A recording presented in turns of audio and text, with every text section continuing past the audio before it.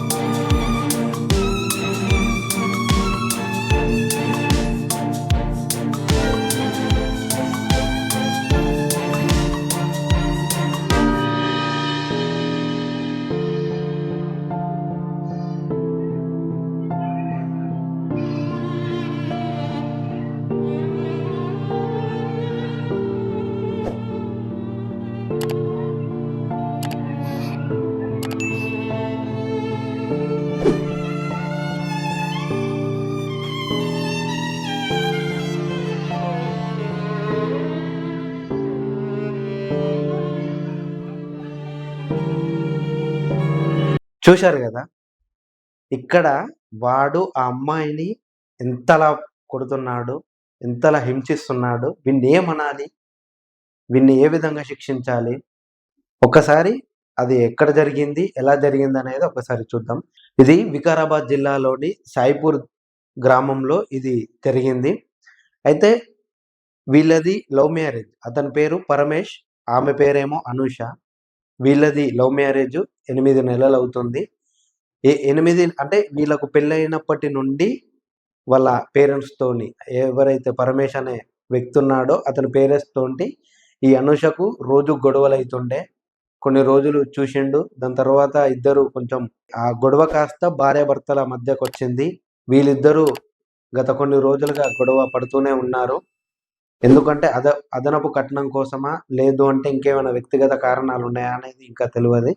But ఏది ఏమైనా గూడా ఆమెను అంత దారుణంగా చంపాల్సిన పని లేదు. ఎందుకంటే కలిసి కూర్చుండి మాట్లాడుకుంటే అయిపోయేదానికి, మరి అంత దారుణానికి ఒడగట్టిండు అంటే ఆమె ఏమన్నా తప్పు జేసిందా?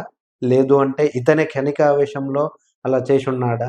ఎంత క్షణికావేశమైనప్పటికీ గూడా ఒక మనిషిని అంత దారుణంగా చంపడం అంటే అది అతడు ఎంత ఆవేదనకు గురై ఉంటాడు, ఎంత మానసిక క్షోభకు గురై ఉంటాడనేది మనం ఇక్కడ తెలుసుకోవాలి. అయితే ముఖ్యంగా మనం పెళ్లి చేసుకున్న తర్వాత భార్యాభర్తలు ఎలాగా ఉండాలి? అంటే ఏ విధంగా కలిసిమెలిసి ఉండాలి? వీళ్ళు ఎప్పుడెప్పుడు కలిసి కూర్చుండి మాట్లాడుకోవాలి? ఖచ్చితంగా పెండ్లయిన తర్వాత భార్యాభర్తలన్న తర్వాత ఖచ్చితంగా గొడవలు వస్తానే ఉంటాయి. ఆ గొడవలు సద్దుమణిగాలు అంటే మనం ఏం చెయ్యాలి? అంటే భార్యాభర్తలు ఏం చెయ్యాలి? ఏం చెయ్యకూడదు? అనేటువంటి కొన్ని విషయాలుంటాయి. ఇద్దరికి గొడవైనప్పుడు ఒకరు తగ్గాలి. భార్య తగ్గాలి. లేదు అంటే భర్త తగ్గాలి. అంటే భార్యకు కోపం ఎక్కువైనప్పుడు భర్త తగ్గాలి. భర్తకు కోపం ఎక్కువైనప్పుడు భార్య తగ్గాలి.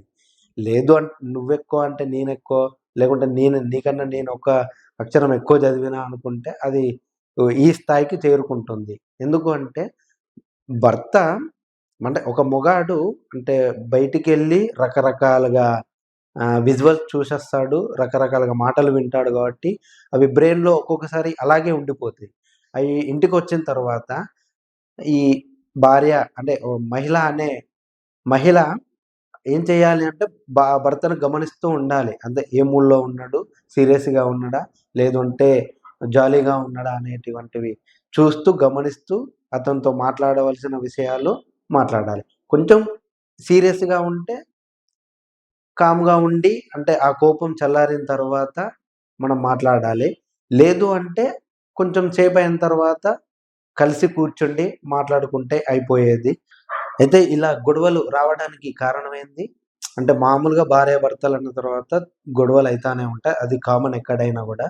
సో, మ్యారేజ్ చేసుకున్న తరువాత ఇలాంటి గొడవలు ఎందుకు వస్తాయి?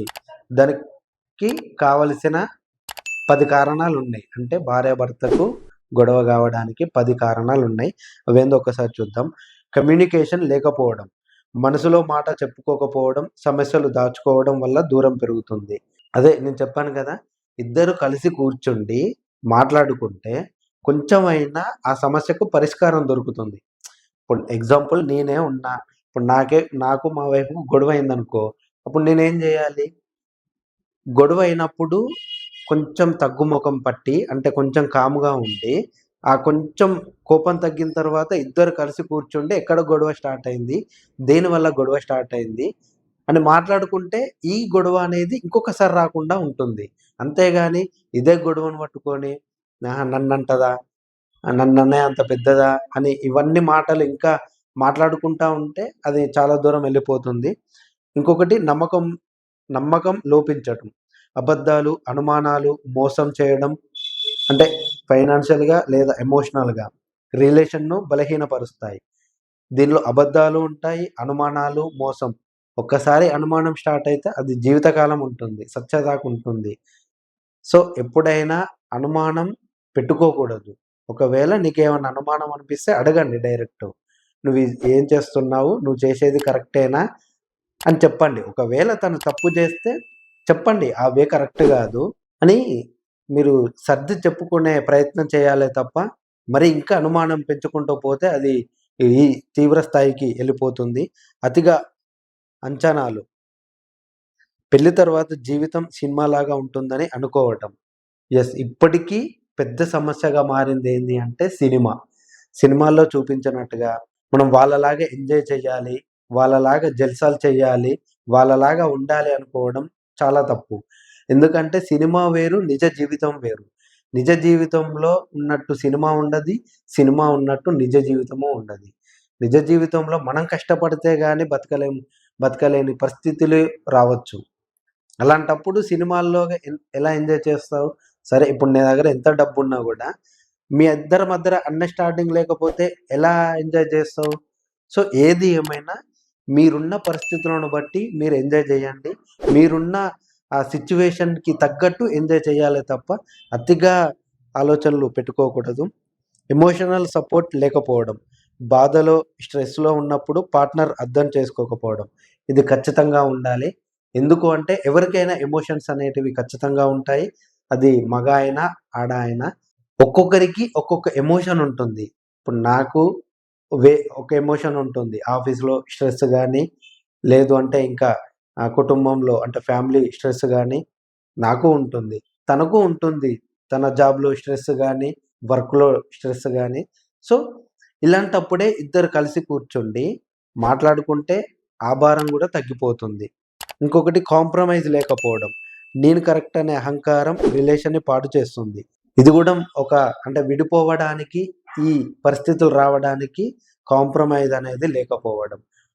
గొడవ అయితున్నప్పుడు నేను కరెక్ట్ అంటే నువ్వు కరెక్టు అనే మాటలు అనడం కంటే, సరే నీది కరెక్టా? అంటే ఏం మాట్లాడుతున్నావు? అంటే దేని పరంగా మాట్లాడుతున్నావు?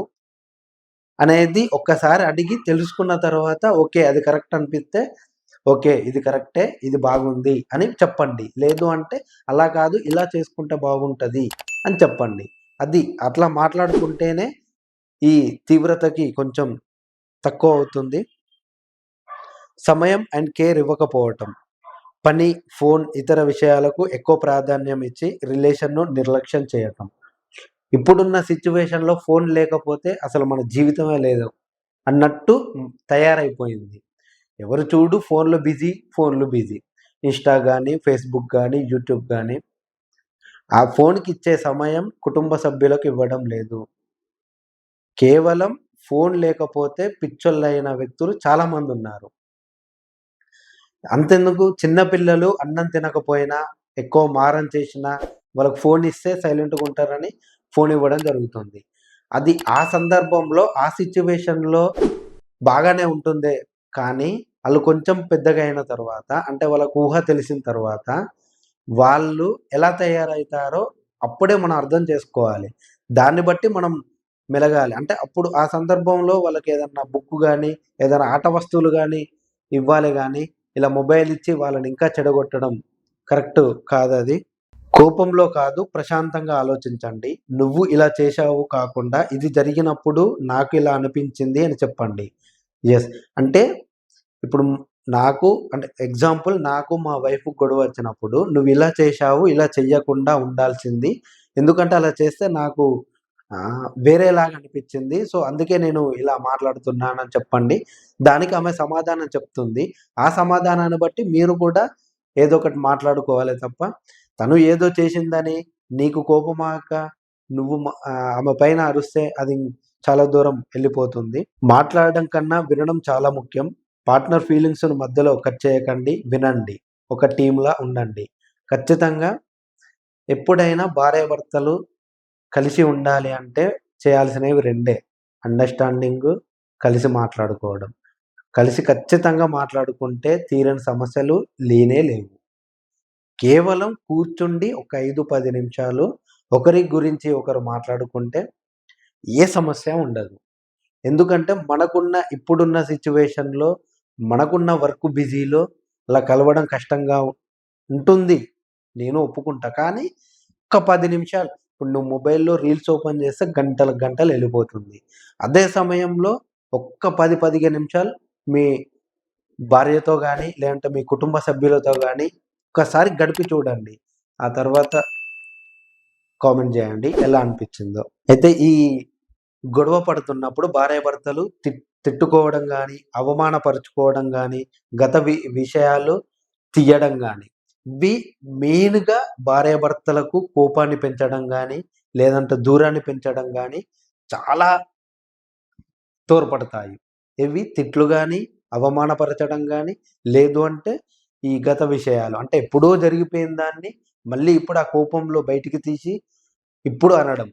అది అంటే ఒక రిలేషన్‌ని దూరం చేయడానికి మెయిన్ కారణం ఇవే ఉంటాయి. ఎక్కువ ఏ రిలేషన్‌లో అయినా అంటే మన కుటుంబ సభ్యుల్లో గాని, లేదంటే మన వైఫ్‌తో గాని, లేదంటే మన బ్రదర్స్‌తో, సిస్టర్స్‌తో గాని ఏ రిలేషన్నయినా దూరం చేయడానికి కారణమే ఇవి. సో, చూశారు గదా! ఇవి ఖచ్చితంగా మీలో మీరు మాట్లాడుకొని, మీలో మీరు సరిదిద్దుకొని, మీరో మీలో మీరు ఒకటిగా కలిసి ఉంటేనే ఆ సంసారం అనేది చక్కదిద్దుతుందే తప్ప, మీరు చేసే పనికి మీ కుటుంబ సభ్యులను ఇబ్బంది పెట్టకండి దయచేసి. ఎందుకు అంటే, అక్కడ మీరు చేసే పనికి 2 కుటుంబాలు సఫర్ అయితాయి.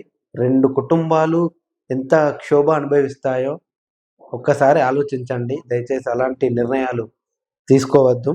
సో, దీనికి కొన్ని హద్దులు అంటే మనకు మనమే స సర్ది పెట్టుకునేలాగా ఉండాలి.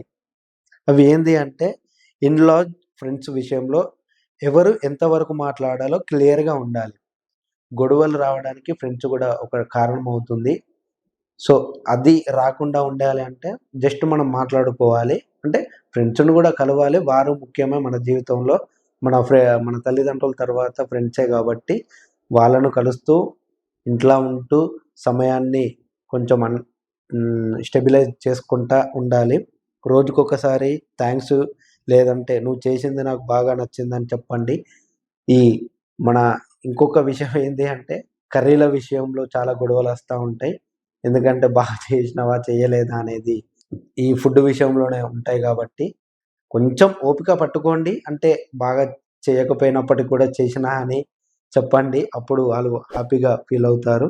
క్వాలిటీ టైమ్ ఇవ్వండి. ఫోను లేకుండా రోజుకి కనీసం 15, 20 నిమిషాలు నిజమైన కనెక్షన్ కోసం సహాయం తీసుకోవడంలో తప్పు లేదు. సమస్యలు, కంట్రోల్ బయటికి వెళ్తే మ్యారేజ్ కౌన్సెలింగ్ చాలా ఉపయోగపడుతుంది.